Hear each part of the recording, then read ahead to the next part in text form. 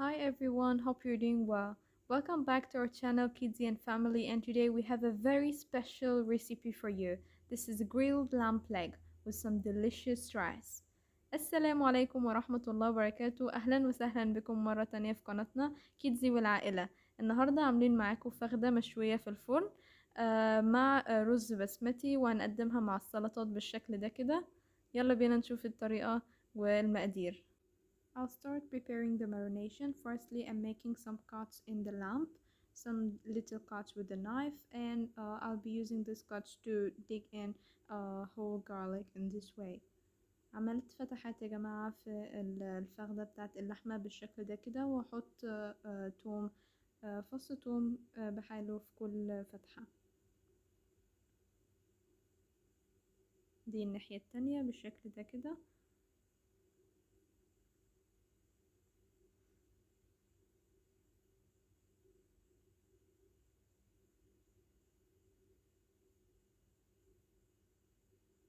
دلوقتي المارينيشن بتاعي معلقة ونص ملح، معلقة فلفل أسمر، وده مية البصل، ومعلقتين من الزبادي، وهضيف لهم معلقة كاتشب.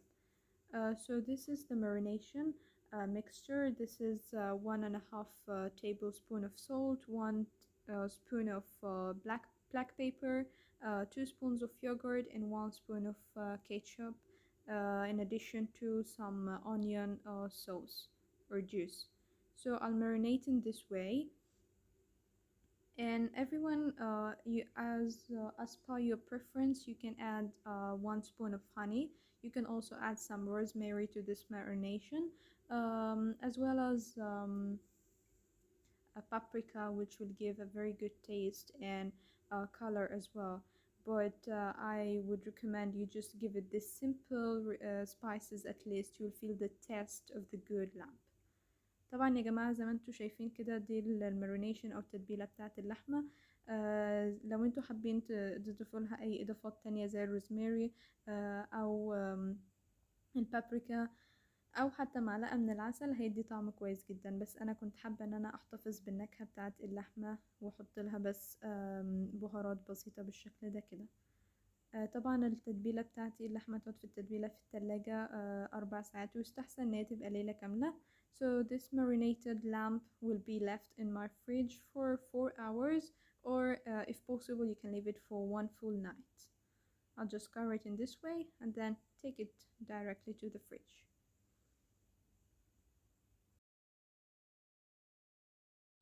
Okay, as you can see, this is the lamb leg after I've removed it from the fridge. I'm just gonna prepare now this grilled lamb leg with some nice bouquet garni. I have some onions, some spices, carrots, bay leaves, and rosemary. So firstly, I'm just gonna put 1 silver paper on the tray, and another kitchen paper in this way. طبعا يا جماعة انا دلوقتي بجهز الفخدة. اول حاجة عملتها، طلعت الفخدة بتاعتي من التلاجة بعد ما شربت التتبيلة بالشكل الجميل ده، وبجهز البوكيه جورنيه. حطيت ورقة سيلفر على الصينية، وبعدها ورق زبدة، وحطيت بصلة وجزرة بالشكل الجميل ده، وشوية فلفل اسمر وملح، ومعلقة من الزيت، واحط بقى شوية بهارات تانية زي ورق الغار، rosemary وحبهان. So this is my bouquet garni: some onions, carrots, and black pepper, and just half a spoon of salt, with some little oil, and I spread it in the tray in this way. I'll add some rosemary, bay leaves as I said, and I shift the lamb leg into this tray بالشكل ده كده يا جماعة. وهبتدي احط الحبهان. So this is the cardamom seeds. I'll also add it to this lamb, which will give a very good taste.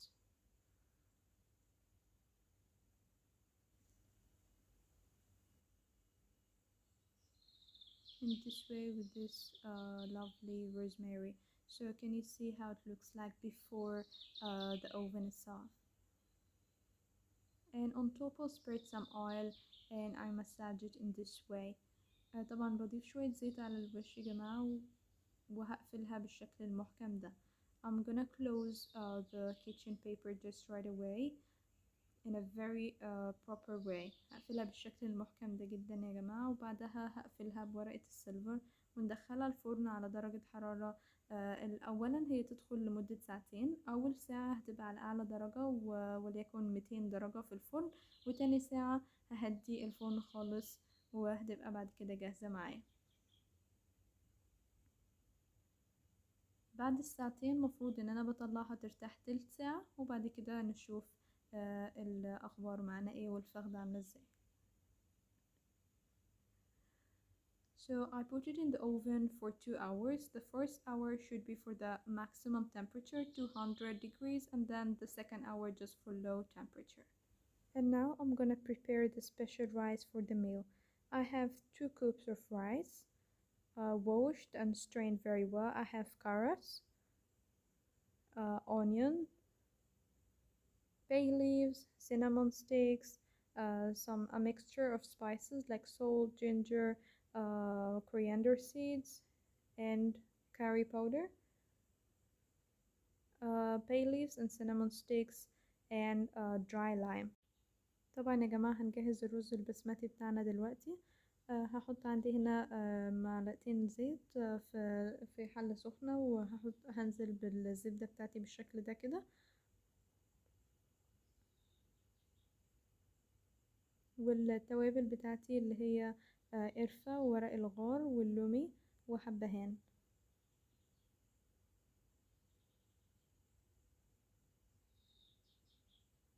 هضيف البصل. So I've just added my spices and then the onion. I stir very well بالشكل ده كده in this way, and I'll add my spices. ده يا جماعة معلقة من الكزبرة الناشفة، معلقة من الملح، فلفل اسود، كركم، وهقلبهم بالشكل ده كده، وبعد كده انزل بالجزر بتاعي.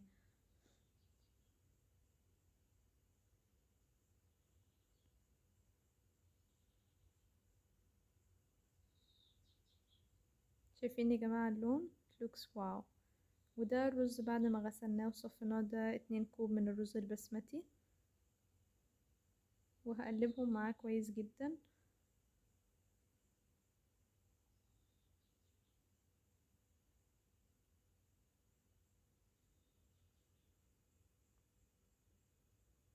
بالشكل ده كده يا جماعة، وهنزل بالمية السخنة.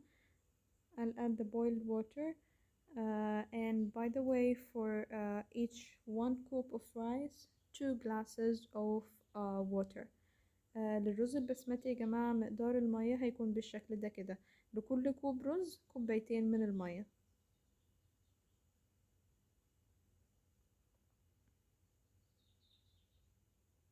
هقلبهم بالشكل ده كده وهرجع لكم تاني.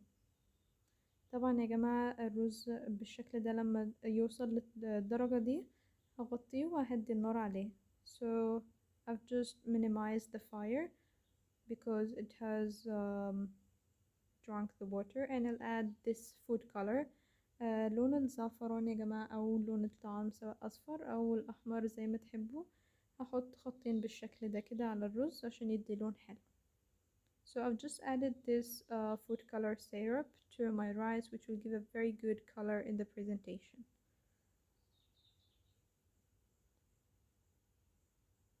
وهفلفله بالشكل ده كده بطريقة بسيطة جدا من على الوش. وحبيت اضيف برضو شطة. In the same time I'm preparing just bread, simple and easy bread which you can easily make at home.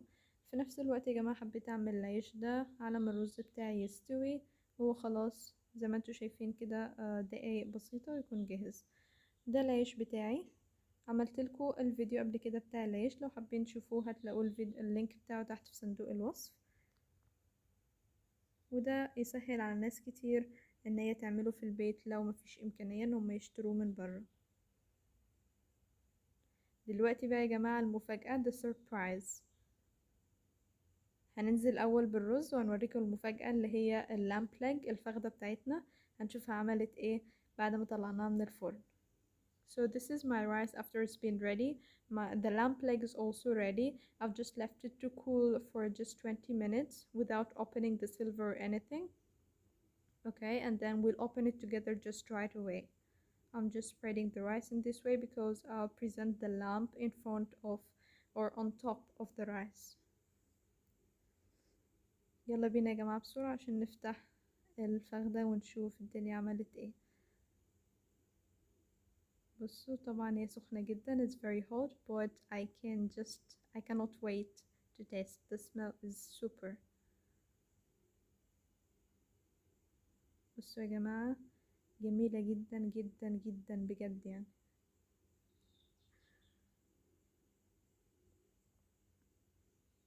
presentation تحفة وطعم تحفة وريحة أحلى بكتير ومش لازقة خالص ولا محروقة. It's not burnt at all. It's not sticky in the paper as you can see. We'll shift it on top of the rice now and serve it in a very clever way. I'm just gonna put the extra onion that was in the same stock of these lamb leg. And my meal is ready. I'm gonna serve my lamb leg with this special rice and salads, tahina salad and bread. So friends, I hope you enjoyed the video. Please don't forget the like, share and subscribe. أتمنى يكون الفيديو عجبكم، ونصيحة مني لازم بجد تجربوه. اكتبوا لنا في الكومنتس لو حابين أي وصفة جديدة، ومتنسوش اللايك والشير. مع السلامة.